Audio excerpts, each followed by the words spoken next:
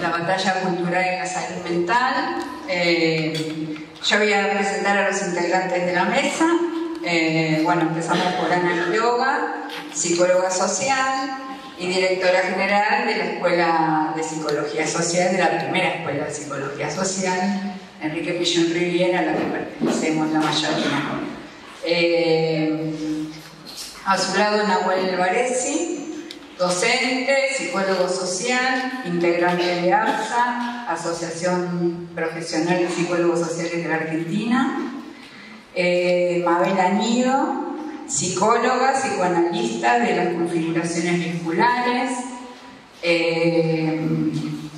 Carolina Finardi. En esta mesa tendrían que haber estado Berenice Yanes y Diego Dualde, pero no han podido venir porque hoy es cierre de campaña, pero hemos mandado una referente que conocemos de hace tiempo, Carolina Finardi, que es comunera de la Comuna 3, acompañada por Clara, su compañera, y Gabriela Lachowit, que la conocemos varios, psicóloga y psicóloga social, coordinadora en creatividad, doctorando en salud mental comunitaria, psicoterapeuta, fundó, coordinó y actualmente supervisa múltiples dispositivos de salud mental comunitaria, docente en las residencias de salud mental y docente de la Escuela de Psicología Social y de otras escuelas de psicología social del país.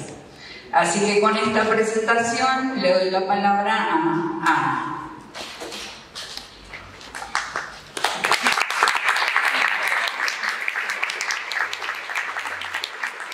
Bueno, buenas tardes.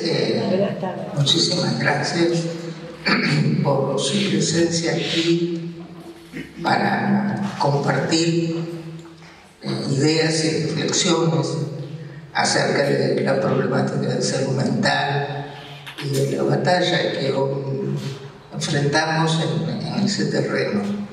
Si mis palabras en realidad van a apuntar a explicar por qué hoy en la escuela, a pesar de que esto sea una tarea frecuente, tiene una significación particular pensar en esta cuestión que nos convoca, la salud mental. Y en principio, creo que la mayoría de los que están acá saben que la problemática de la salud mental es el eje, ha sido y es el eje de la tarea, de las prácticas, de la elaboración teórica de esta escuela y de las instituciones hermanas que se han multiplicado por el país y que en realidad somos todos nosotros herederos de la inquietud que hace ya muchísimos años, casi 100, puso a Enrique Pillón Riviera a dar sus primeros pasos en la psiquiatría, que creo que fueron casi anteriores a dar sus primeros pasos en la carrera de medicina. Y esa concepción de la psicología social, esta concepción de sujeto y de salud, y la concepción pilloniana en su conjunto, nos ha llevado siempre a hacer un análisis de la relación entre el orden social y la subjetividad, pensando las determinaciones recíprocas con una indagación acerca de cómo las condiciones concretas de existencia operan en la construcción, en el desarrollo de lo subjetivo y particularmente en la posibilidad de tener esa plenitud que es la salud, que se da tanto en el plano que tiene que plantearse en el plano de lo orgánico, de lo psíquico y de lo social. Y esa preocupación por la relación entre orden social y subjetividad en los últimos años nos llevó a concentrarnos particularmente, porque se trata de un emergente observable sin necesidad de microscopio, sino sencillamente de estar, vivir y ser en nuestra vida cotidiana, a la cuestión de la crisis social, crisis que atraviesa no solamente nuestro país en este momento, sino que es una crisis global, como dice Nancy Fraser, es una crisis integral que atraviesa todas las dimensiones de la vida social y por lo tanto impacta fuertemente en la vida de los seres humanos. Es decir, que la crisis social que es distinta que la crisis subjetiva. Los sujetos somos, como dice René Caes, sujetos de la crisis. Nacemos, nuestro nacimiento es una crisis que podemos resolver y evolutivamente atravesamos muchísimas crisis que podemos resolver. La crisis social y la crisis subjetiva no son las mismas, pero sí la intensidad de la crisis social, al quitarle apoyaturas y soportes al sujeto humano, en ese caso sí puede generar crisis subjetivas. Y a eso es lo que estamos asistiendo en este momento. Por eso, es decir, aparece la problemática de la depresión. No es que eso no existiría como vicisitudes en la vida psíquica, pero hay un monto de sufrimiento, de daño psicológico, que dadas las condiciones objetivas van apareciendo situaciones de depresión, de trastornos de ansiedad, adicciones, pero también, aunque no llegue al plano de lo patológico, ese sufrimiento, ese padecimiento psíquico está generando una situación de fragilidad, de malestar, de desamparo, que implica un sufrimiento y un daño, ¿no? Entonces, cuando vemos en este orden social qué pasa en esa relación sujeto-salud mental, vemos que la salud mental, como ese proceso colectivo, ese proceso de construcción personal y colectiva, se encuentra en un estado que ya no es de crisis, sino de emergencia. El estudio de la crisis nos llevó a distinguir la idea de crisis y emergencia. Cuando hay una emergencia, cuando la intensidad de lo que se desestructura, la extensión, el daño que produce y lo inaplazable de las respuestas, nos están planteando un salto cualitativo en la situación, que ya no es entonces crisis solamente, sino emergencia. No voy a dar datos que mis compañeros de mesa manejan más que yo, que están transmitidos a través de los medios, los que los transmiten, otros los ocultan, pero el hecho es que podemos referirnos a ciertos rasgos ya de la situación de emergencia en nuestro país. Podemos ver indicadores mirando hacia atrás, no muchos años hacia atrás, por ejemplo, de esa emergencia, cuando un Ministerio de Salud se convierte en una Secretaría de Salud subsidiaria, ineficaz y caótica. También vemos claros rasgos de esa emergencia cuando un expresidente, ante la aparición de la pandemia, dice que mueran todos los que sean necesarios.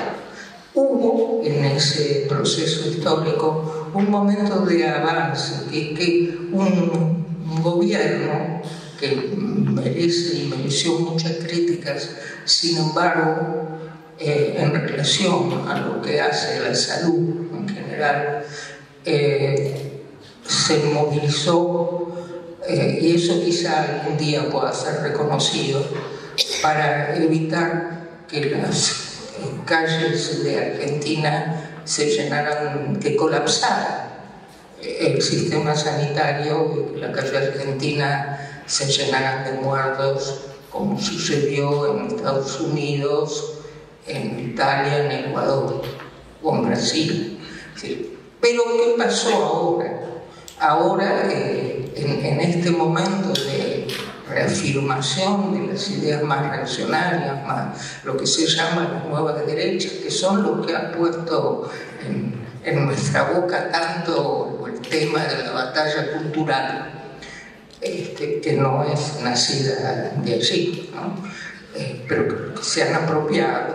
¿Qué aparece? Aparece una concepción de... Es decir, podríamos decir que esa emergencia se agravó también cualitativamente porque pareciera que hay una direccionalidad en el ataque a todo lo que hace al área de la salud, es decir, un antagonismo con la salud. Podemos hablar de un antagonismo con el sujeto humano, es decir, hay antagonismo cuando las concepciones fundantes, porque no son solo palabras, sino acciones políticas concretas, implican que el desamparo de los sectores más vulnerables implica una radicalización de las diferencias y el descarte de lo que no darían el nivel como para pertenecer a los argentinos de bien, o hay también una absolutización del individualismo y se sostiene que la justicia social es una idea aberrante. Nos encontramos con un lugar de poder que plantea un mensaje que desresponsabiliza a la sociedad y a los sujetos de toda preocupación por el cuidado. ¿Por qué? Porque ha sido corrida, ha sido desplazada esa concepción de lo humano que la filosofía, las religiones, etcétera, siempre han reconocido, que es la idea, habrán practicado o no eso, pero que es la idea del otro como semejante, ¿no? La idea del compromiso con el otro, con la posibilidad de sufrir con el otro y de hacerse cargo, de sentir esto que decíamos al inicio, que lo que se construye como salud es un proceso colectivo. Entonces, nosotros consideramos, a partir de esto, que batallar por la salud mental es un acto político. Y es un acto político, lo decimos así, porque nuestra concepción de la política no es la concepción pervertida y descalificante que hoy recorre tantas ideas, tantos medios y tantas cabezas, y también tantas experiencias, sino que entendemos que la política en sentido estricto es la posibilidad de ejercicio de conjunto de un poder en beneficio de la comunidad, con el respeto por ese otro y por sí mismo, ese otro al que se vive como semejante. Y aunque no es un acto político, no es un acto político partidario. Sin embargo, hoy están aquí no están solo especialistas, gente que practica en el campo de la salud mental, sino una militante política que expresa un pensamiento cuya concepción sobre la salud mental y sobre lo humano nosotros concordamos, convergemos. Y entonces quería decir y que tiene, lo importante es que las personas que tienen alguna presencia en el campo de las instituciones sociales ligadas a la política, al poder, a la legislatura, a los consejos comunales, etc., tienen la posibilidad de llevar una voz que no siempre nosotros tenemos. Querría cerrar con algo que espero que no suene como un cliché, pero que para nosotros es muy importante, que es algo que escribió Pillon en el año 73, que dijo: en un proceso de liberación, la lucha por la salud no es solo la lucha contra la enfermedad, sino contra todas aquellas situaciones que la generan o la agravan. Y creo que son muchas las cuestiones en las que hoy nos tenemos que liberar.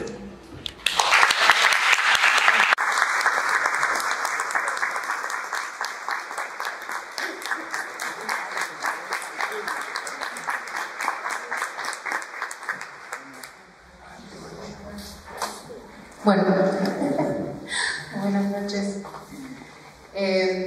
En principio, bueno, por supuesto agradecer la invitación tanto de Ana como de Mónica, que es un poco lo que anima que uno transponga el nerviosismo y la tensión que genera hablar en público, sabiendo del cuidado y la dedicación en la que hacen las cosas, uno avanza en ese lugar. Y bueno, quería agradecerle no solamente la invitación, sino el hecho que armen y sostengan estos espacios de intercambio, no solamente para hablar, sino sobre todo para escucharnos.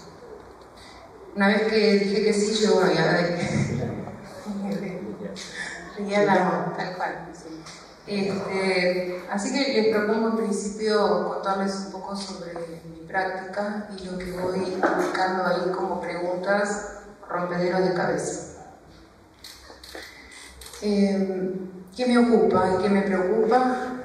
Que en principio la práctica de desarrollo del psicoanálisis, tanto individual como grupal, como institucional, se desarrolla en encuadres bastante estables, con muy pocas variaciones. Hay algunas variaciones que son efecto de época, como por ejemplo, a partir de la pandemia, incorporamos el abordaje a distancia como una modalidad posible y no solo como una excepción. Pero si no, por lo general tenemos el mismo consultorio, de la misma manera. Hay algo que es muy estable. Esa estabilidad del encuadre reduce, por supuesto, los estímulos, tanto del exterior como los que pueden provenir de nuestra vida personal. Ese entorno neutro ayuda a generar un estado particular de observación, lo que llamamos la atención libremente flotante. Es un estado que nos permite estar súper atentos sin hacer foco en nada en particular. No es un estado sencillo de lograr, pero es justamente el que permite que se manifieste, mejor dicho, que se produzca, aquí y ahora con nosotros, lo que la persona trae consigo, que no es solo lo que dice. Se generan así las condiciones para escuchar de una manera muy particular lo que la persona dice que le pasa y sobre todo lo que le pasa, que no siempre coinciden. Este particular modo de escuchar lo entrenamos durante varias horas por día, durante varios días en la semana, durante varias semanas en el año, durante muchos años, en mi caso casi 40. Este recorrido me permite poner en perspectiva algunas cosas y detectar marcas de época en la producción de subjetividad. Los primeros 15 años fueron de dedicación exclusiva al abordaje individual, como cualquier egresado de la universidad que va por ahí. pero en esa particular forma de escuchar, ¿no?, que es ese estado, se fueron evidenciando cuestiones comunes a varios pacientes. Esas cuestiones comunes por lo general son nombrados como nuevos modos de presentación clínica o la clínica en clave de época. Esto lo he escuchado y lo hemos visto en varias etapas, ¿no? Nuevos modos, nuevas manifestaciones. Y dice, ¿qué es lo que tiene de nuevo? ¿Qué es lo que...? Ahí aparecen unas cuestiones. En el caso por caso comencé entonces a dimensionar cuánto de lo social producía modos particulares de padecimiento. Y sobre todo comencé a darme cuenta que los intereses del capitalismo deshumanizante les hablan especialmente a esos nuevos modos. Porque les ponen nombres realmente patologizantes, a los que además se le ofrece una solución consumiendo desde un nuevo fármaco hasta un abordaje. Nuevos abordajes para el... Eso que te pasa se llama así y eso se cura con esto. Todo en el mismo combo. El que lo genere, vende también la solución en el paquetito, ¿no? Ese ser nombrado, ese padecimiento nombrado, por supuesto alivia, es eficaz nombrarlo.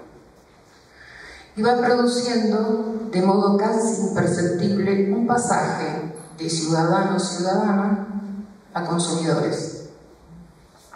Es una modificación de la subjetividad.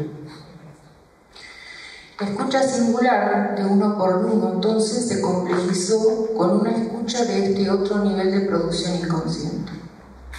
Un nivel que agrupa sujetos en espacios de producción subjetiva común. Esta dimensión no alcanzan las palabras para repetirlo, porque hay un sujeto plural, no es solamente el sujeto individual, sujeto singular, y además tenemos a nivel psíquico espacios que compartimos con otros. Cuando dimensioné los espacios de producción intersubjetiva inconsciente, entré en una crisis profesional muy grave, muy grande. No es que el encuadre individual se había modificado y de pronto esos ruidos externos interferían en mi escucha. No, justamente es en esa escucha, esa especial escucha de lo singular, que encontré las dimensiones plurales de la subjetividad. De la mano de esa crisis comencé a incursionar en los abordajes grupales en busca de herramientas. Pasaje complicado, porque de pronto las referencias teóricas, los compañeros, los lugares por donde interactúa, como que uno arranca, no digo de cero, pero más o menos.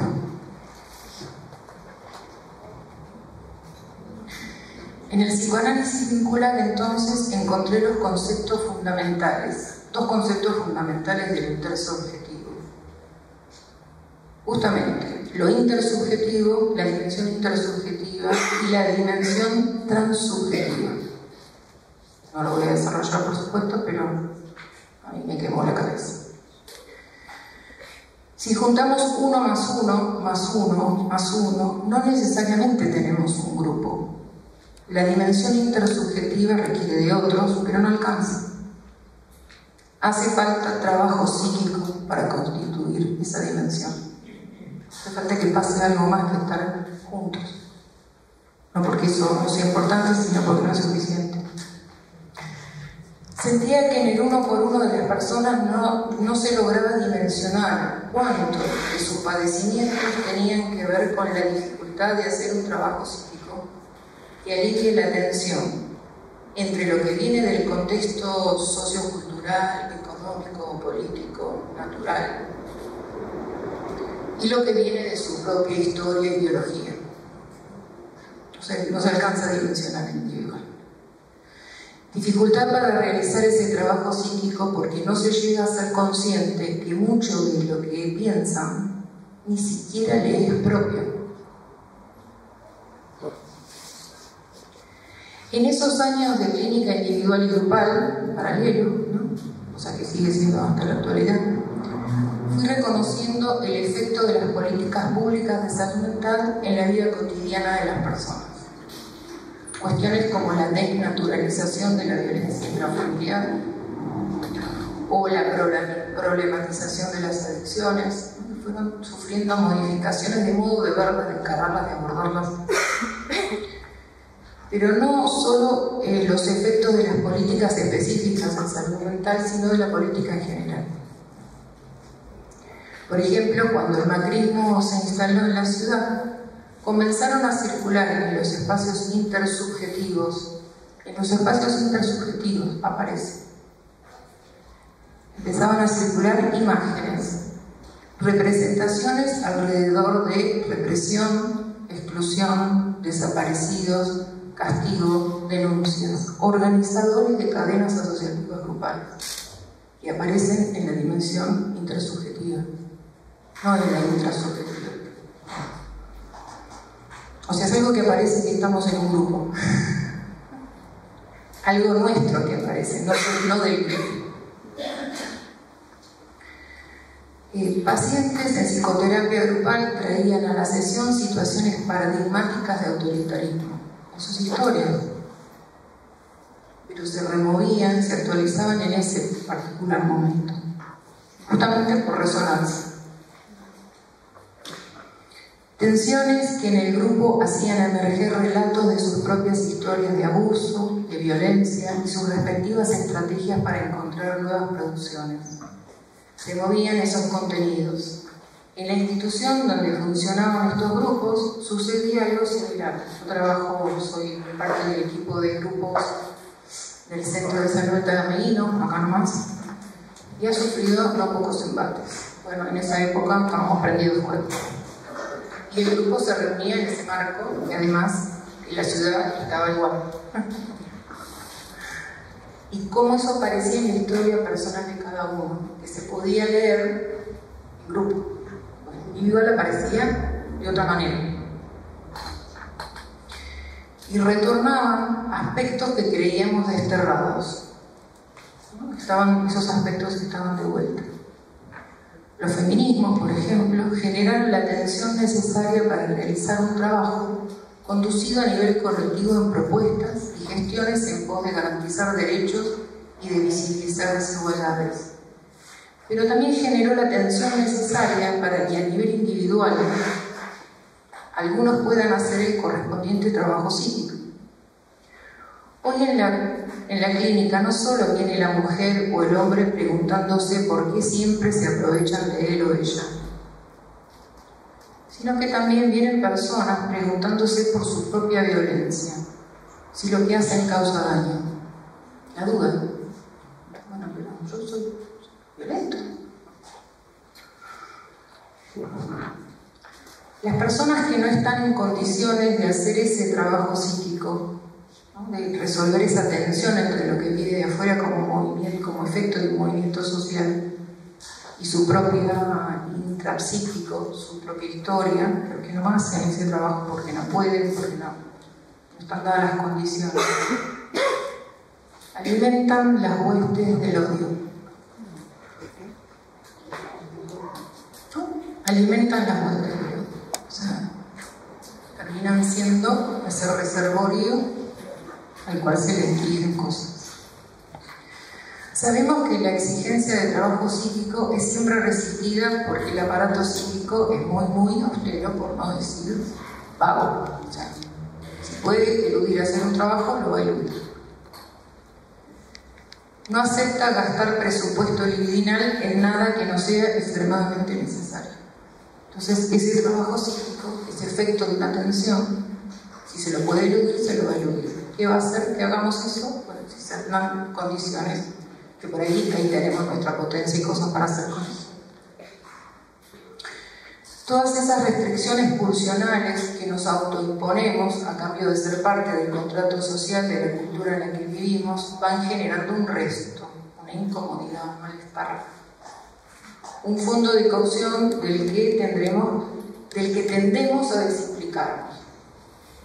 Eso va quedando como ahí, renegado, decimos, porque no es el inconsciente reprimido, es otro aspecto. Va quedando ahí. disociado de nuestra personalidad. Hoy por hoy los dispositivos productores de subjetividad de las extremas derechas le hablan a esos aspectos nuestros. Aspectos que ni siquiera son reconocidos como propios, porque están disociados, pero le hablan a eso. Nos invitan a sumarnos al chiquero, a liberarnos de esas restricciones. El señuelo es que ya no haría falta reprimir el deseo de someter, el deseo de hacer lo que se nos da la gana. Y nos preguntan qué somos, ¿alomas o halcones? Nos invitan a salir del placar de la civilización.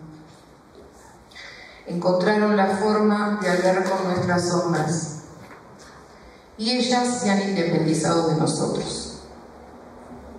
Una alianza inconsciente para borrar la ley, en la promesa de satisfacción pulsional sin filtro, siempre y cuando seas halcón y no pareja. La apuesta nuestra es fortalecer, apuntalar, multiplicar los dispositivos que puedan favorecer ese trabajo psíquico, donde nos volvemos más conscientes de la dimensión tan subjetiva de nuestro psique. Dicho así, está todo, ¿no? Es para abrirlo y desplegarlo. ¿Qué significa eso? Porque no es solamente juntarnos, es juntarnos y hacer un trabajo específico en esa dimensión, ser conscientes de cuánto de eso estamos exigidos a tramitar. En clave de época, hoy nos encontramos con un cambio antropológico muy grande de la mano de la virtualidad, la tecnología y la inteligencia artificial. Muchas de las tareas y funciones que hacíamos nosotros mediante nuestro trabajo psíquico, ahora las podemos delegar en aplicaciones que nos resuelven eficientemente y nos ahorran mucho tiempo y trabajo. Sabemos que si al aparato psíquico le ahorramos trabajo, no lo va a hacer. Y no porque tengamos que renegar de lo tecnológico, sino darle conciencia al uso. Mayoritariamente son tareas que deberían realizarse con un recurso psíquico muy importante. Y aquí quiero que nos centremos, pongamos la mirada, porque en general ponemos la mirada en otro lugar. El recurso psíquico importante con el que contamos es ni más ni menos que el preconsciente. Ni la conciencia ni el inconsciente, el recurso preconsciente. ¿Por qué? El preconsciente es esa instancia mediadora por excelencia, nuestra biblioteca, nuestra caja de herramientas, nuestra memoria, no solo operativa, sino de archivo accesible, nuestra facilitadora para sublimar, nuestra proveedora de palabras y simbolización, nuestra traductora de pensamientos en imágenes que nos ayudan a soñar. Esa instancia se va reduciendo cada vez más porque logramos el mismo trabajo, el mismo resultado, sin el esfuerzo necesario. Delegamos. Cuando delegamos en el GPS la localización de un lugar, llegamos al lugar. Es eficaz y se nos amplía el mundo muchísimo, pero no construimos mapas mentales de geolocalización. Listo. Llegar, vamos a llegar. Ahora hay una parte nuestra que se apaga, deja de funcionar. Y recuperarla no es tan fácil. Comentaban una experiencia que hicieron en Londres, donde pusieron en estudio taxistas que usaban GPS y taxistas que no. Mapeo cerebral, las que usaban GPS no activaban una determinada zona y los que utilizaban referencias, preguntas, armaban, activaban una zona del cerebro. Cuando quisieron revertir eso, no era tan reversible. El que no arma los mapas, no arma los mapas. ¿No? O sea, ¿qué significa cuando estamos en este cambio antropológico que le dicen, ¿no? Entonces, esta instancia se va reduciendo cada vez más porque logramos el mismo resultado sin el esfuerzo necesario. Si a eso le sumamos que la pandemia desarmó muchos de los espacios de encuentro que apuntalaban procesos de mediación psíquica, tenemos las condiciones ideales para eludir ese trabajo psíquico sin perder funcionalidad. Seguimos funcionando. Eso mismo produce un tipo de subjetividad donde no se aguanta nada. No está esa capacidad de mediar, no está esa capacidad de amasar, de modificar, de transformar, de traducir. No se tolera ningún proceso que requiera tolerar algún grado de tensión para lograr tramitarlo. O sea, como ya no se aguanta. Y es verdad que no se aguanta, porque no digo que. Este hoy es el centro de mi clínica y de mi preocupación, porque nos requiere repensar la clínica de otra manera. Es otra subjetividad, son otras condiciones. No es que las vamos a cambiar, vamos a dejar de usar ese lado. Pero necesitamos apuntalar los espacios donde hacer esos procesos psíquicos que van desarrollando nuestra capacidad, el desarrollo de nuestro aparato psíquico. Y frente a este panorama, un antídoto sutil y sencillo. El recurso de la potencia de las simples cosas, diría Mercedes Sosa. Las simples cosas. Apuntalar, fortalecer, propiciar espacios intermediarios donde se produzcan ese trabajo. Ganar recursos para la expansión del preconsciente. Ni que hablar de la escuela, psicología social, la tarea, es como fundamental en este momento. Para finalizar, quería un ejemplo de lo que les estoy diciendo de las simples cosas. Nosotros en el equipo de grupos organizamos unas jornadas anuales, las que en el momento hemos invitado a Ana. Y bueno, cumplíamos el año pasado 10 años y habíamos decidido hacer una modalidad mixta. Por Zoom, virtual y presencial. Como la modalidad híbrida no nos gustaba, dijimos, bueno, un día hacemos todo virtual y el otro día hacemos todo presencial. Bien, hicimos eso. Y en presencial era una mesa de invitados. En el Ameguino suele suceder que cuando hay invitados, la gente se asoma, ya están, como no están, se van a hacer otra cosa, y el otro se asoma, ya están, no están, y así están dando vueltas por la pasilla y el recinto, hasta que no arranca, pero cuando arranca, cuando se siente, se queda. Entonces, lo que hicimos, dijimos, bueno, vamos a hacer una mesa con lo que habíamos coordinado las mesas virtuales el día anterior, a modo de teloneros. Vamos a contar lo que se fue discutiendo, lo que se fue hablando, lo que fue pasando, muy así como para que vean que había empezado y que la gente empiece a quedarse, cosa que funcionó. Pero nos encontramos con una sorpresa enorme, y lo que pasó ahí, que era una función telonera, se convirtió en otra cosa, en un lugar de tramitación de lo que se había escuchado la vez anterior, fuera del programa, fuera de, no era nuestro, ni nos imaginábamos que algo de eso podía pasar, y sin embargo ahí pasó algo más que simplemente hacer el aguante hasta que venga la gente para que los invitados se sientan bien recibidos, ¿no? A esto me refiero con la potencia de las simples cosas, que por ahí no hay que hacer cosas demasiado complejas, sino sentarse y poder escuchar y poder estar ahí produciendo algún movimiento. Y uno se sorprende de lo que pasa, porque no es que uno va a encontrar lo que pone, va a pasar algo. Hay que estar ahí para que pase. Bueno, hasta aquí mi pequeño aporte. Muy bueno. Bueno, ¿qué tal? Buenas tardes a todas y a todos. Bueno, también quiero agradecer la invitación a Ana, a Mónica y a la Escuela de Psicología Social. Pensar también que implica un gran desafío poder reflexionar sobre el acontecer cotidiano y sus repercusiones en la salud mental. Yo, como mi compañera, me escribí todo también para no irme por las ramas. Bueno, decía esto que es un desafío para mí, y muchísimo más en este momento donde aún no están jugadas todas las cartas sobre la mesa política, social y cultural.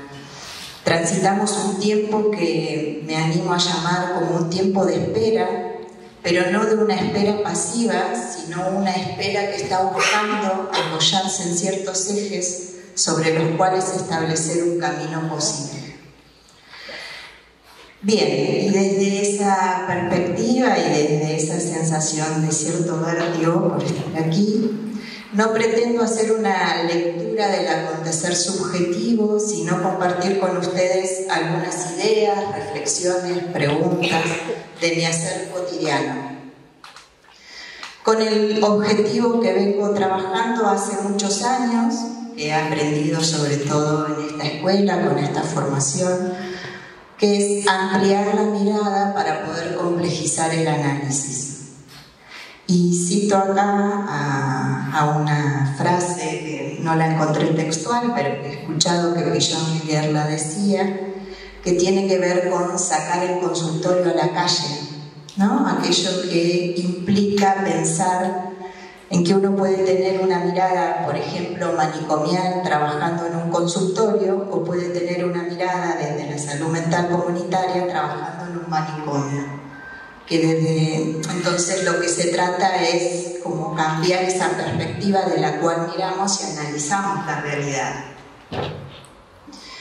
Y esto me remite a la definición de salud mental, un poco de lo que hablaba Ana al comienzo, desde el planteo de Pichon-Rivière, a pensar la salud mental desde la adaptación activa a la realidad, es decir, a poder establecer una relación mutuamente transformante entre el sujeto y el mundo, a poder establecer vínculos con una otredad diferente y diferenciable desde donde pueda encontrarme, y desde allí poder desplegar capacidades, resolver conflictos, realizar una lectura crítica del afuera y de mí mismo.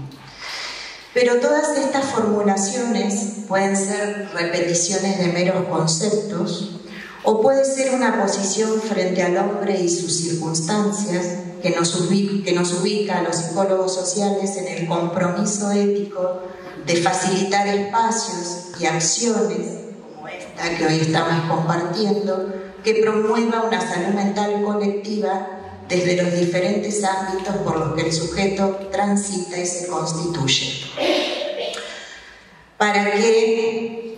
Para pensar en el sujeto como protagonista de su propia historia y no un sujeto alienado, hablado por otros. Y desde ese punto de vista, como decía Ana, la lucha por la salud mental se convierte en un acto político necesario e indispensable en este momento. Voy a citar acá un párrafo de La Tempestad de Shakespeare. Es un diálogo entre Próspero y Ariel, que son dos protagonistas. Próspero dice: mi valiente espíritu, ¿quién fuera tan firme que este tumulto no le trastornara la razón?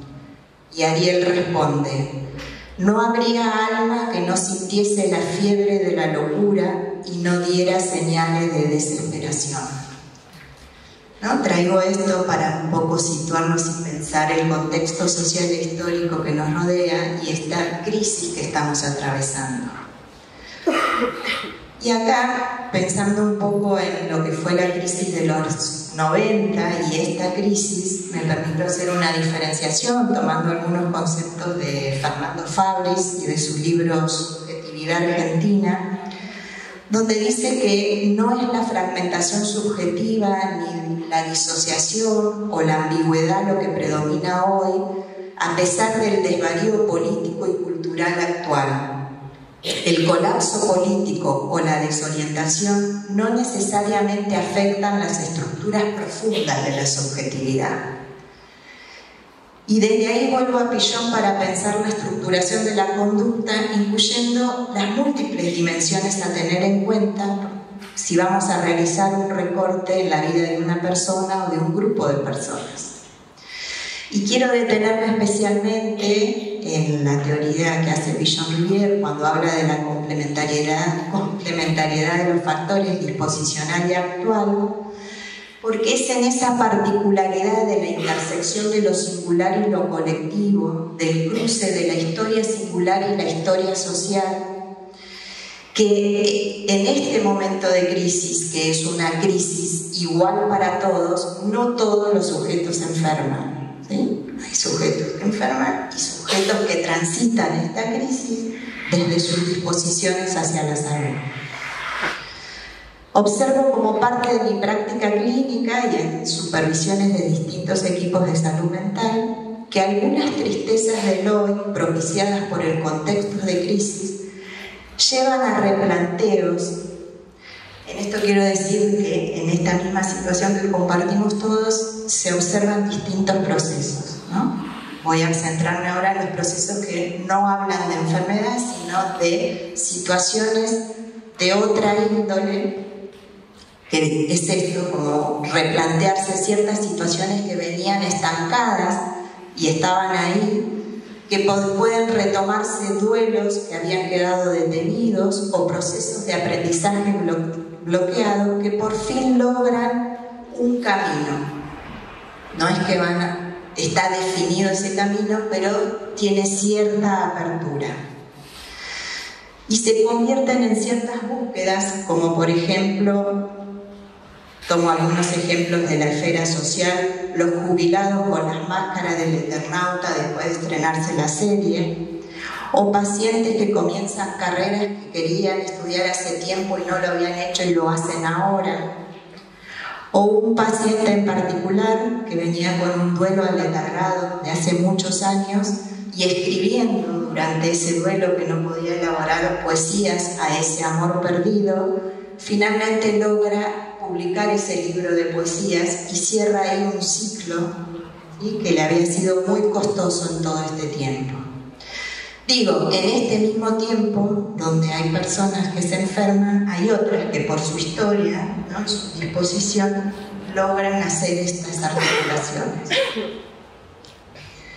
Por otro lado, y haciendo un relevamiento de algunas de las personas con las que trabajo, que están en hospitales públicos y consultorios, es una muy pequeña muestra de cava, así que con mucha discreción lo digo, pero fui preguntando cuáles eran los motivos de consulta principales que llegaban al lugar, y aparece mencionada la fatiga, el insomnio, la ansiedad, las crisis de pánico, la sensación de encierro, de falta de proyectos, todo esto arrastrado desde la pandemia. Una guardia en el hospital monovalente donde aparecen descompensaciones psicóticas e intentos de suicidio en mayor número, guardias del hospital general con crisis de pánico. En esta misma guardia del hospital general aparece mucho, lo voy a leer textual, tal cual me lo transmitió una psiquiatra de la guardia, aparece un montón los intentos de suicidio, pero como más reales. Pues voy a retomar esto. Hay mucha depresión, sobre todo hay mucha tristeza, y no miedo, tristeza por la posibilidad de quedar en la calle. Y ahí me cuenta una anécdota de una pareja de personas mayores que llega a la guardia porque él se había caído en la calle, entonces llegan los dos en ambulancia al hospital y una vez que el señor es atendido y puede volver a la casa, cuentan que no tienen cómo volver a la casa. Y ahondando un poco más en esta pareja, el equipo de salud le cuenta a la señora que un día comía uno y otro día comía otro, y así venían sobreviviendo. Con lo cual se arma ahí en la guardia una situación de, bueno, acercar a las personas hacia su lugar y le dan alimentos, y bueno, se arma ahí algo solidario, que sabemos que es una salida paliativa en una situación de fondo mucho más estructurante.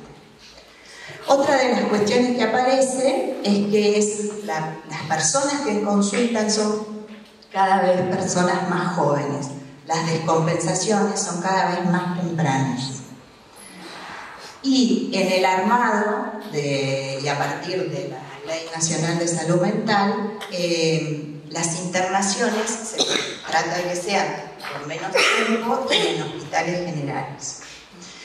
Y algo que se viene dando bastante, tanto en los hospitales generales como en los monovalentes, es que estas personas jóvenes, una vez que se estabilizan un poquito, empiezan a establecer lazos, en general sexoafectivos, para poder salir de la institución, como si el salir estaría garantizado con ese vínculo, ¿sí?, con alguien.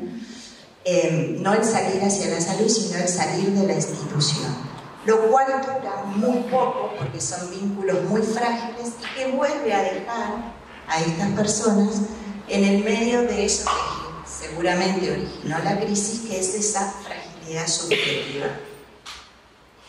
Y esto en la historia contada por cada una de estas personas, aparece que esta fragilidad no es de ellos, sino que viene arrastrada de por lo menos 2 generaciones anteriores. Entonces, tenemos acá los efectos también, pues uno podría ir mucho más atrás, ¿no?, pero los efectos del sistema capitalista del que hablaba la compañera, ¿no?, de cómo eso va corrompiendo el lazo social. El otro deja de ser un otro para convertirse en un objeto de consumo o que consume, y el sujeto cae en ese pozo del no lugar dentro de esta sociedad. Bien,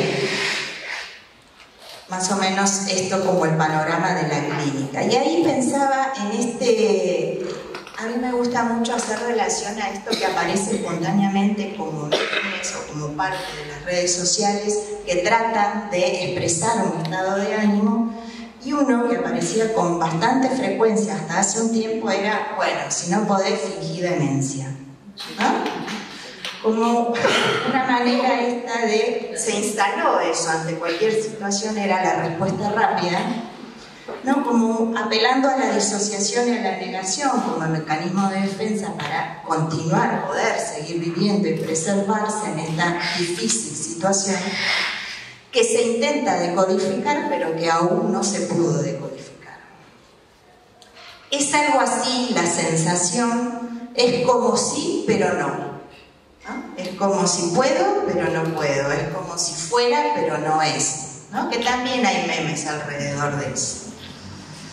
Tratamos de significarlo de acuerdo a experiencias anteriores, pero no es posible del todo, y algo cae de esa cadena de significados y genera un vacío, un plus de angustia y miedo que no puede enlazarse a nada. Reitero, a diferencia de los 90, donde lo que primaba era la desintegración, como dice Fernando Fabris, ahora hay una posibilidad de registro, mínima, chiquita, pero hay una posibilidad de registro, de registrarme y registrar. ¿A dónde me conduce eso? Todavía no está definido. Es la vivencia de vacío y el registro del vacío, que es diferente a la desintegración vivida y sentida en los 90. Y esto, ¿no?, esta vivencia de registro se produce a partir de una ruptura que nos confrontó con un límite. Un límite que, insisto, no generó desintegración, sino esta posibilidad de registro de los procesos, de los otros, de los vínculos, y esto lleva a cierta introspección, ensimismamiento, retraimiento de la escena social, que es lo que podemos percibir, ¿no? Que no está la gente, a pesar de la situación, no estamos todos en la calle protestando, peleando. Hay algo de un retraimiento hacia la escena individual promovida por el propio sistema, pero no también, ¿no?, como propia de cada sujeto en la singularidad de sus procesos. Vuelvo aquí a la complementariedad de los factores, este hecho que podemos describir como actual, esta crisis del hoy, en cada uno lleva a la articulación con sus disposiciones, tanto hacia la salud como hacia la enfermedad. Y aparecen así los síntomas o cuadros descritos anteriormente, esto que decía, intentos de suicidios más reales, y esto lo uno a esta sensación de registro, porque no es solo registro del paciente que consulta, es registro de la persona que está atendiendo esa situación. Aquello que adquiere una dimensión real, y a la vez por real terriblemente fantasmática, pero al mismo tiempo, antes eso estaba enmascarada en cierta sensación de ambigüedad. Hoy se percibe como más auténtico y por lo tanto más cruel. Esta población más joven que se descompensa son aquellos, creo, pregunto, reflexiono con ustedes, que fueron portavoces en las urnas del hastío de lo que ya no va más. Hoy se enferman denunciando lo no elaborado de la historia social vincular, convirtiéndose en portavoces otrora y chivos expiatorios en este momento. Intentos de vínculos fallidos que permiten una salida, esto que decía de establecer un lazo para poder salir, pero que terminan revelando la fragilidad de lo social y lo comunitario, la fragilidad de las redes que hay que volver a entramar. Sin embargo, en ese síntoma está metaforizada la posible estrategia de salud, que es con otro y en el vínculo que se puede salir. Algo puja por debajo de esta crisis. La lectura no es lineal, desde la psicología social la sabemos. Lo que el sistema intenta hacernos creer, ¿sí?, es que esto ya está jugado, pero no es así. En los procesos sociohistóricos se confrontan fuerzas transformadoras y conservadoras. El sistema dominante intenta con todos los medios a su favor y de su propiedad instalar un presente ya jugado y por lo tanto un futuro alienado y de desintegración social y subjetiva. Instala la desesperanza como opción para el cambio, ya que un pueblo desesperanzado, disociado, lógicamente es más fácil de dominar. Esta ruptura de lo dado que estamos transitando, sin héroes populares a la vista, que pueden dirigir el camino, se ve reflejado en el graffiti, si van por algunos barrios en particular lo pueden ver, como en la Paternal, que dice: no sabes lo que te extraño, Diego, aludiendo a Diego Maradona. Aludiendo al fin del último héroe moderno, como dice González, pero también al extrañar esos valores que pregonaba el Diego con sus errores y aciertos, a ese registro profundo de su propia conflictiva y su dificultad para resolverla, sintetizada en su célebre frase: no sabes el jugador que hubiera sido si no me hubiera drogado. Es tiempo, quizás, de reivindicar nuestros fondos de memoria, diría Piera Olañeta, y esta es quizás la batalla cultural. Aquellos soportes identitarios que nos constituyen como sujetos singulares, que se apoyan en un entramado vincular, familiar e histórico, que me permiten reconocerme como hijo de, nieto de, las abuelas y el Eternauta son un ejemplo, como parte de una comunidad tal, ¿sí? Es lo estable, ese fondo de memoria, que permite que otros aspectos puedan moverse, entrar en crisis, caerse. Como también rezaba la canción del Mundial, no sé si se la acuerdan, que en una parte decía: aquello que no podés entender, que no te lo puedo explicar. ¿Se acuerdan que decía la canción? Que alude a eso, que no tiene nombre, que hablaba la compañera, que transita en las intersubjetividades, pero que nos hace sentir que somos parte de, con otros. Y muestra de ella son claramente la reacción del triunfo frente al Mundial y ese festejo colectivo, el dolor por la muerte del Papa Francisco, el Eternauta que vuelve a poner sobre la mesa que la salida es colectiva, que reivindica la historia singular y social en su frase «lo viejo sirve» y reivindica el valor material y simbólico de la historia, los saberes y capacidades desarrolladas por el pueblo. Desde la instalación del capitalismo de distintas formas, incluida y sobre todo desde la ciencia objetiva, se ha tratado de instalar que la violencia es instintiva o inherente al hombre, de lo cual se desprende que la competencia es el destino inexorable del ser humano. Esto que Pillon ya decía, que la violencia no es inherente al hombre, y además, qué mejor para el capitalismo instalar que la competencia es inexorable al ser humano.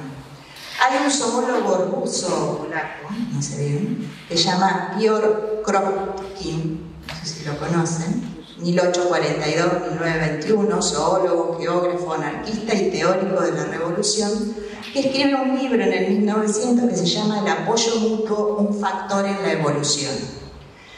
Discute en este libro con la teoría de la evolución de Darwin y dice que en relación a la competencia por la selección natural, no es natural, que la competencia es un signo del capitalismo. La agresión, bueno, esto que decía, no es instintiva, dice él, y argumenta que la cooperación y la ayuda mutua son más importantes que la competencia en la evolución de las especies, incluyendo la humana.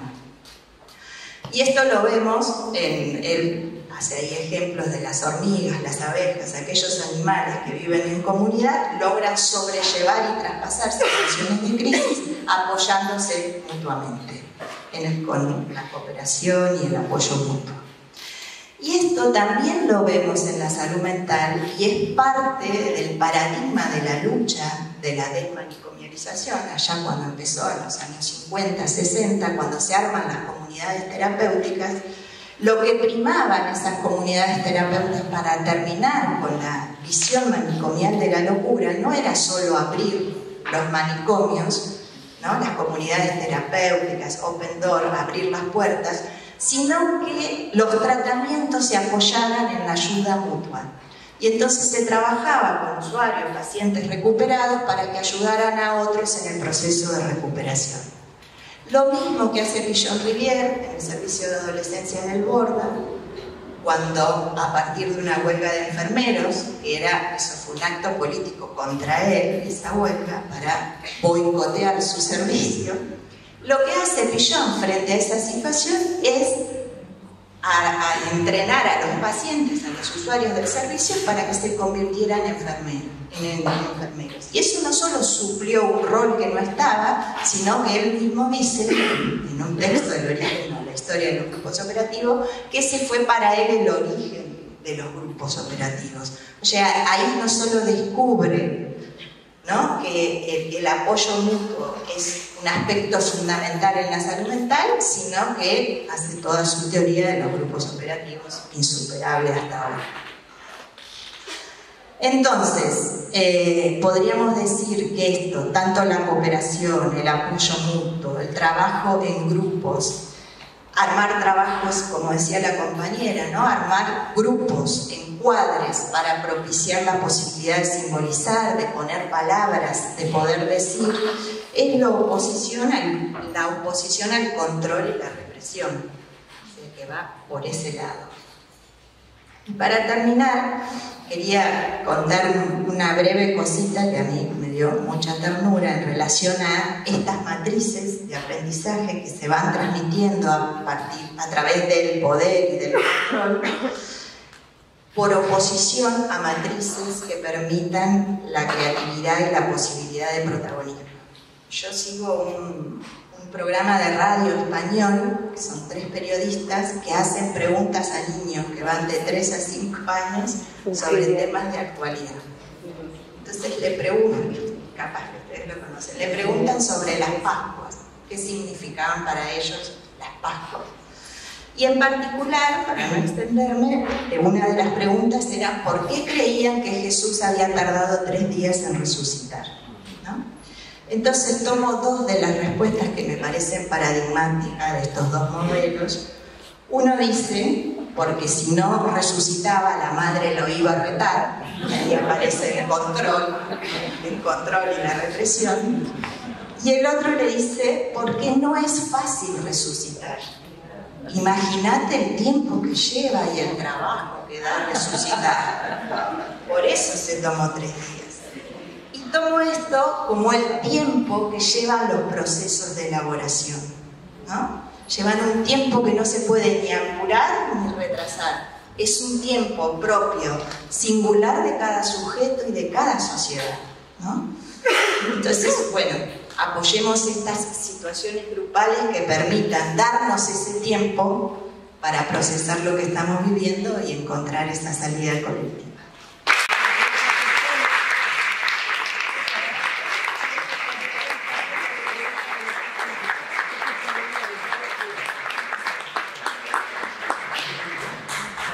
Hola, ¿qué tal? Muy buenas noches ya. Yo soy Nahuel Varesi, miembro de APSA, de la Asociación de Profesionales de la Psicología Social. Quería compartirles algunos puntos problemáticos que venimos identificando a nivel psicosocial. En principio, me parece que amerita primero una reflexión sobre cuál es nuestro rol en este eje como trabajadores de la salud mental y como en el medio de esta batalla cultural. Obviamente esta charla aporta esto que se estuvo diciendo, efectivamente, a la elaboración, a la posibilidad de interrogar y a la posibilidad de analizar lo que se nos presenta normalmente como habitual, o sea, esos procesos que habitamos pero no interrogamos, o sea, la desnaturalización. Pero también me parece que tenemos que recuperar la idea y hacernos cargo de esta idea de productor y producido, porque por lo general lo que venimos viendo es que muchas veces se toma esta dimensión de ser producido por el orden social, pero el aspecto activo de productor con otros efectivamente es lo que más cuesta. Por eso me parece que tenemos que conseguirnos como partícipes activos de esta realidad social que se desplegó acá. ¿Cuáles son esos puntos problemáticos que nosotros venimos un poco indagando al principio? Lo vemos en nuestros propios compañeros de APSA. Muchos tenemos una sobrecarga laboral y eso afecta obviamente todos los dispositivos de salud mental y de intervención en los que participamos, pero no se ve solamente en el ámbito de la salud, sino que en la protesta de hace 2 semanas con los choferes de colectivos que desbordó al propio sindicato, muchos contaban, por ejemplo, que dejaban el colectivo y tenían que ponerse a trabajar de Uber para poder llegar a fin de mes. Y obviamente esto atenta con los otros aspectos de la vida cotidiana, o sea, contra el ocio, contra la familia, contra los vínculos, contra la creatividad y demás. Obviamente esto se enmarca también en la aceleración de la crisis y persistencia, como describieron acá, y también hace juego con un ataque constante que estamos sufriendo, el conjunto de los sujetos, de los trabajadores, a las condiciones de vida y de trabajo, en donde hay una ofensiva del obsceno. Lo obsceno, por definición, es aquello que tiene que estar fuera de la escena. Sin embargo, hoy vemos una gala de la crueldad y lo obsceno.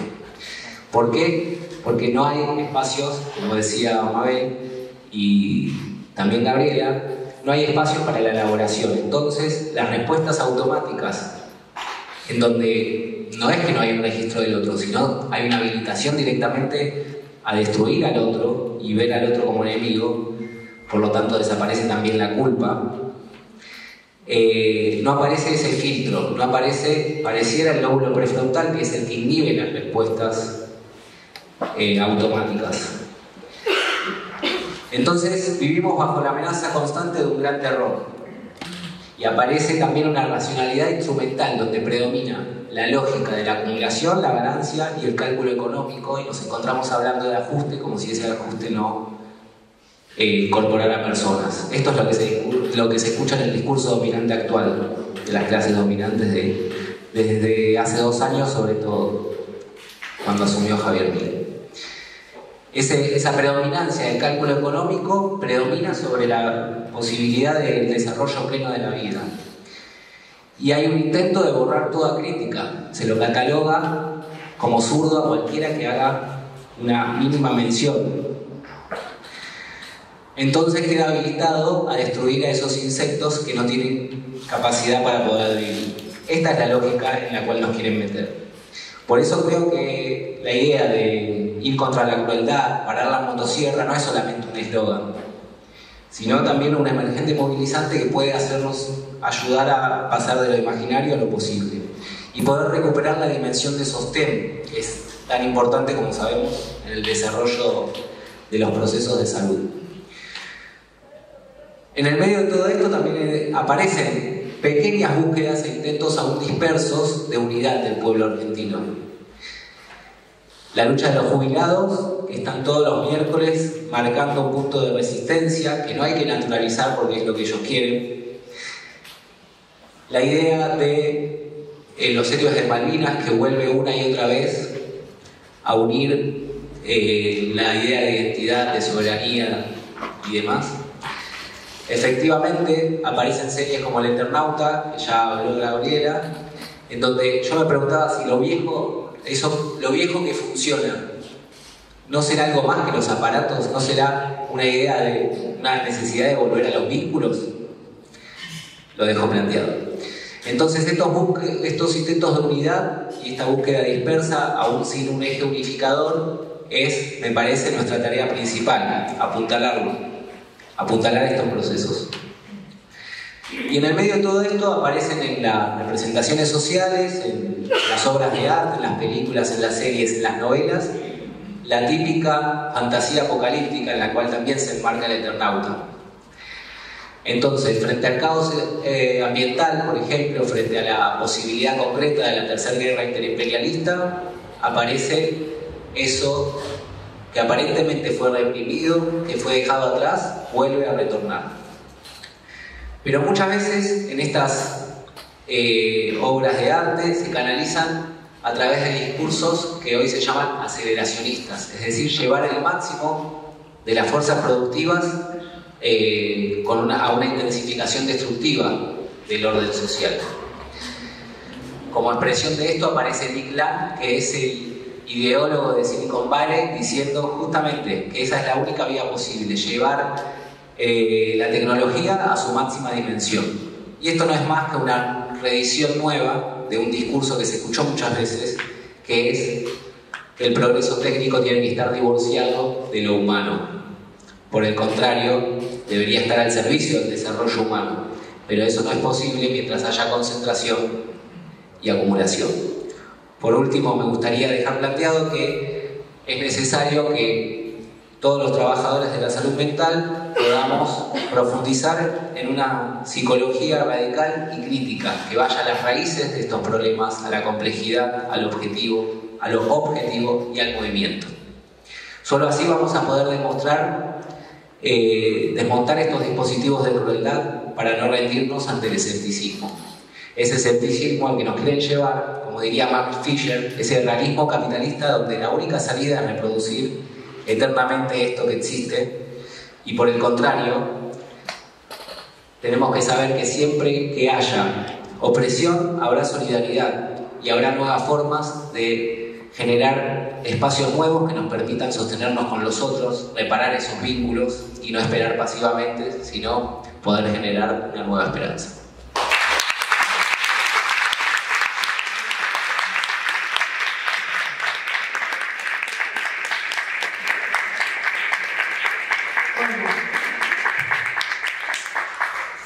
Buenas tardes, noches a todos y a todas. Voy a hacer rapidito porque ya sé que tienen que ir a cursar, la mayoría de todos ustedes.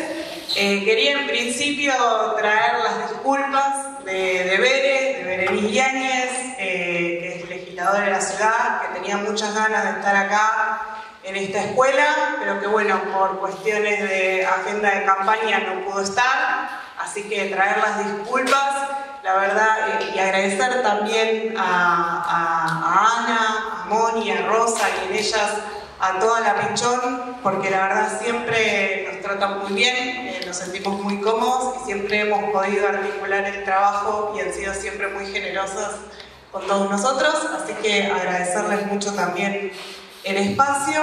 Y bueno, qué decir después de este gran panel, que me parece que siempre que uno pasa por acá no puede dejar de hacerse preguntas y de irse pensando y de irse manija. Y simplemente traer también algunas reflexiones, sobre todo yo me voy a abocar a la ciudad, ¿no? Que es el lugar y el contexto de nuestra casa común, esta ciudad que hace 20 años, que viene, casi 20 años que viene gobernando el neoliberalismo acá, ¿no? ¿Y qué nos pasó, ¿no? Para que este proyecto político esté hace 20 años acá?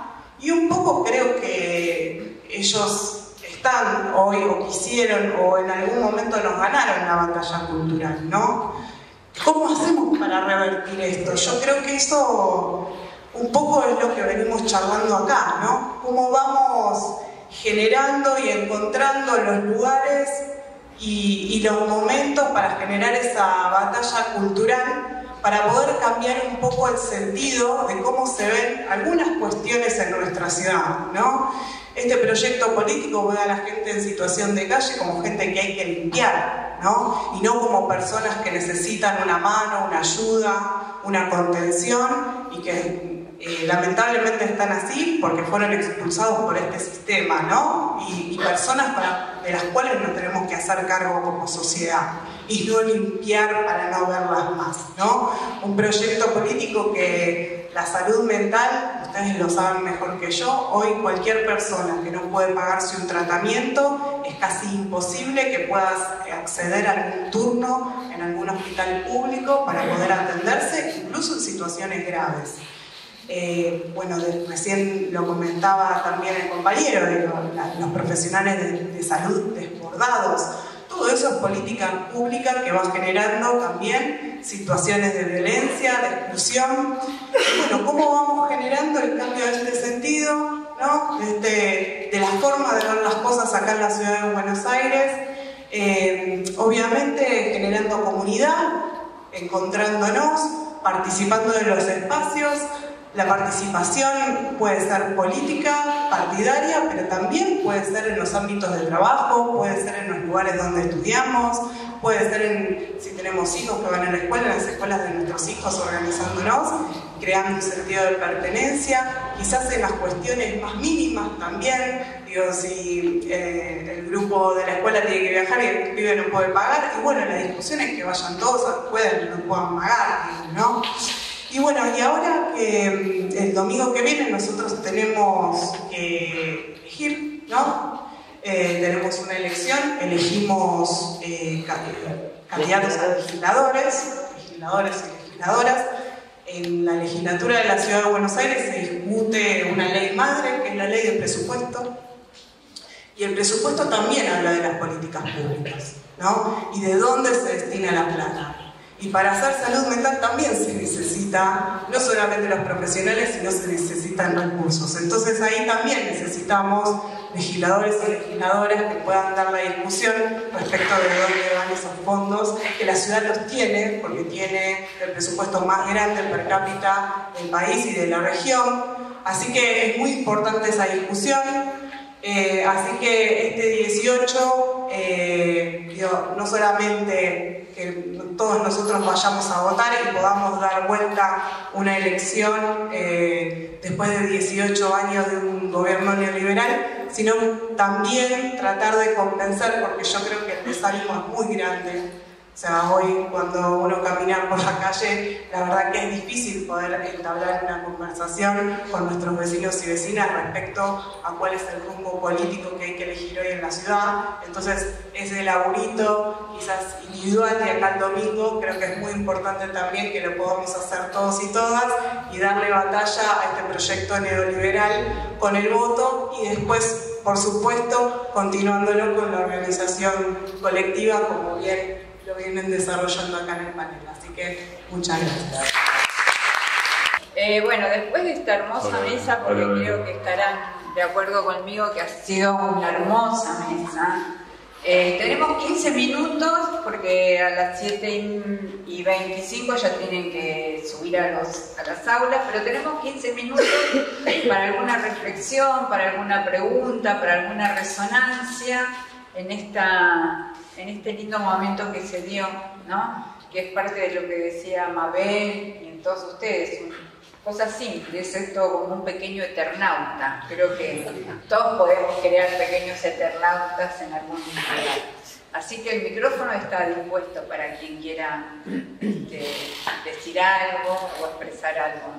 Pero bueno, también participo de la asamblea del barrio de Boedo y hemos hecho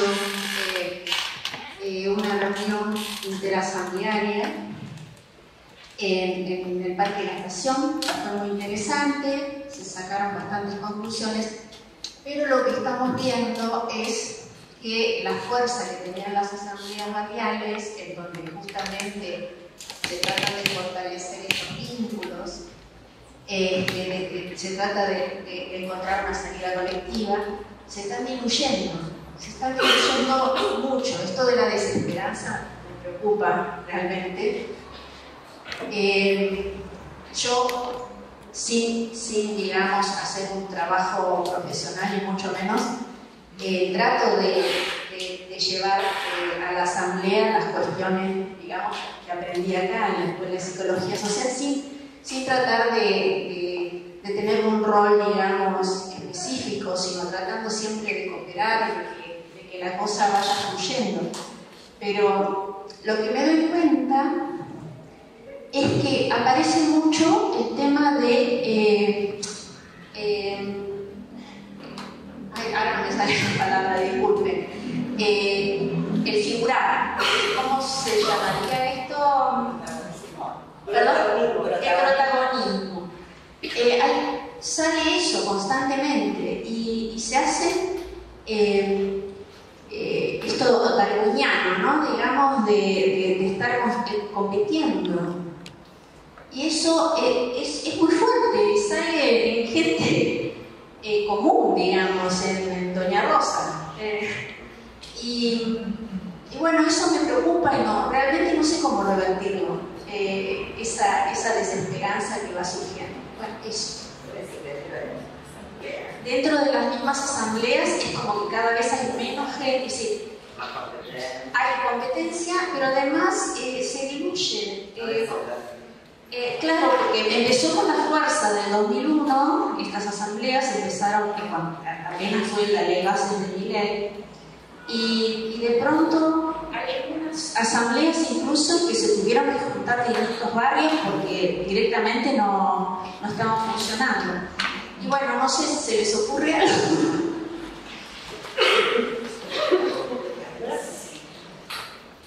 Yo creo que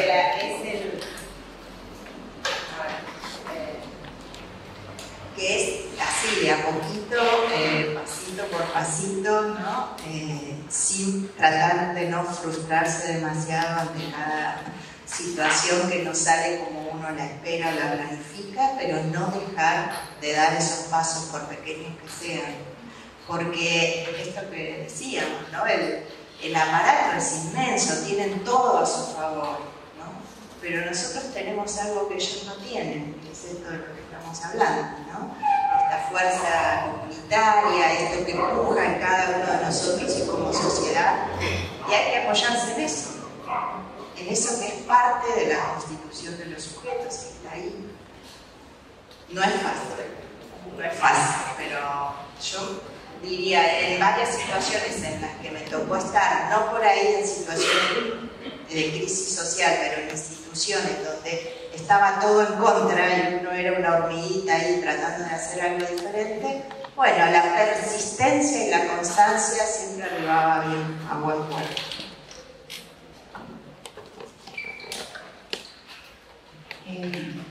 Sí, es un recontra problema, pero en esto de las pequeñas cosas, de las simples cosas, y de la función, no sé cómo llamarla, teloneros. Teloneros, ¿no? Como esa actividad que se hace previa para poder hacer una supuesta actividad central. Hoy por hoy, entiendo que es ahí, en esa previa, en ese tecito, en ese mate, en ese festejo de cumpleaños, en ese vamos a ver un espectáculo, en eso que es como la previa para la asamblea, para los temas importantes, ¿no? Como para la resolución. La potencia en este momento está en esos espacios intermediarios de encuentro con el otro semejante. Porque pasó algo realmente gravísimo y es, lo puedo ubicar en varios lugares, pero hay uno que me resulta como muy transmisible. Alguien que postea una cuestión política o de cualquier orden. Atrás, la catarata de reputeadas y de cosas que no se entienden, los haters.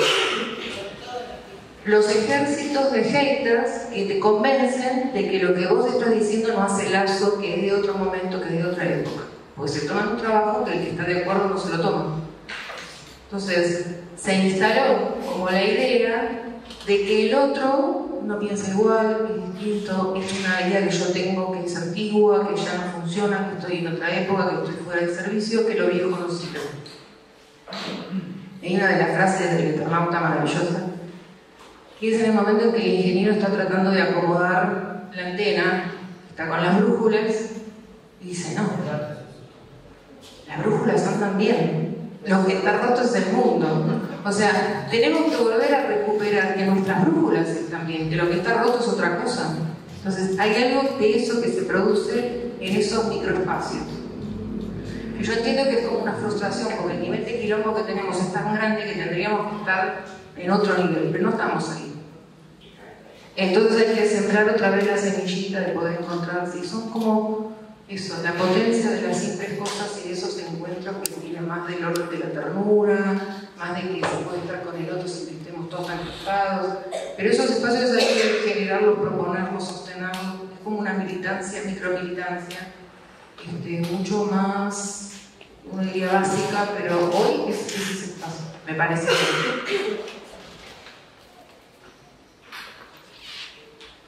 Hola. Hola, bueno, agradecida de esta charla, la verdad que da energías. Yo me quería referir a algo que tiene que ver con las trabajadoras y los trabajadores de prensa. Bueno, hoy Pablo Lilo salió bien, se está recuperando. Y bueno, las trabajadoras y los trabajadores de prensa de la agencia TELAM, que cumplió 80 años, que han resistido y han luchado, que muchas veces distintos gobiernos quisieron cerrar nuestra querida Agencia Nacional de Noticias, que tiene resguardado un patrimonio histórico en videos, en fotos, etc. Este gobierno, el 1 de marzo del año pasado, cerró la parte de la Agencia Nacional de Noticias y la transformó en una sociedad anónima en solo control de publicidad, y un poco de los compañeros que estuvieron luchando por 4 meses ahí de acá, produciendo también noticias en solo TELAM, fueron reubicados a la TV Pública y a Radio Nacional. Este martes se presentó un proyecto para recuperar la agencia TELAM en la Cámara de Diputados y Diputadas, apoyado por un amplio sector de diputadas y diputados, no de Cambiemos y no de Milei, por supuesto. Y quería puntualizar esto en este momento de que estamos inundados de noticias falsas, que pareciera que la verdad en los hechos no importa, que existe una organización gremial, que existen los trabajadores que están luchando, que se están organizando, y reafirmo esto en este ejemplo, que es muy importante esto de lo colectivo y de la organización y de la lucha. Así que esos ejes de este proyecto están abiertos, así que todos los sectores e instituciones pueden sumar a esto y bueno, se pueden poner en contacto con el gremio, con nuestro gremio, digamos. Pero bueno, esto, digamos, hoy las trabajadoras y los trabajadores de prensa tenemos que ir a la calle cuando cubrimos con máscara, con antiparras, pero no vamos a dejar de hacerlo. Digamos, sí, por supuesto que tenemos miedo, pero depende de nosotros y de nuestro trabajo que se conozca la verdad en los hechos, y digamos, ahí está también la esperanza de todas estas organizaciones e instituciones que siguen la lucha, y creo que la principal oposición de este gobierno terrible que nos tocó en este periodo ha sido la lucha en las calles, y espero que eso también se exprese en las elecciones de domingo y que se vote bien, digamos. Digo que se vote bien porque yo no voto acá.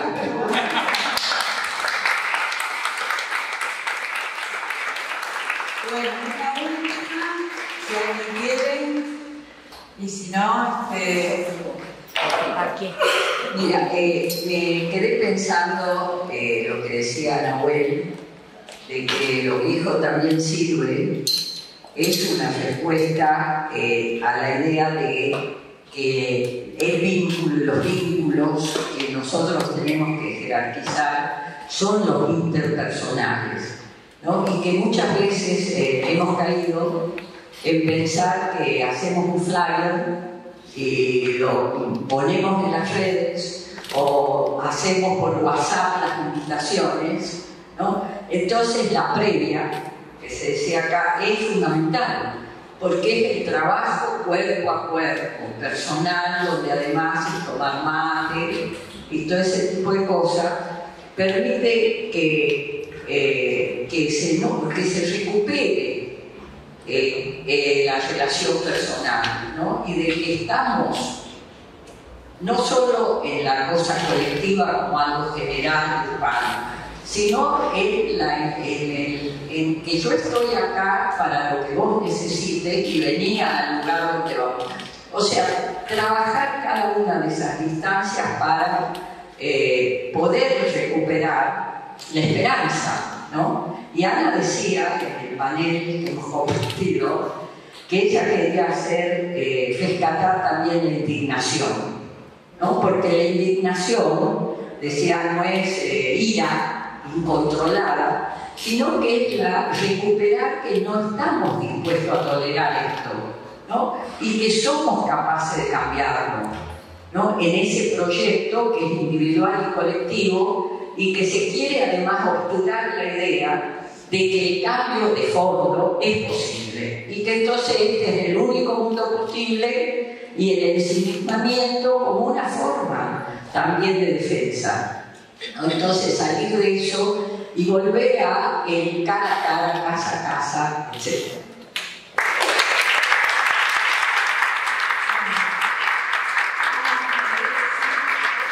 ¿Querés decir algo? ¿Cómo para cerrar? No.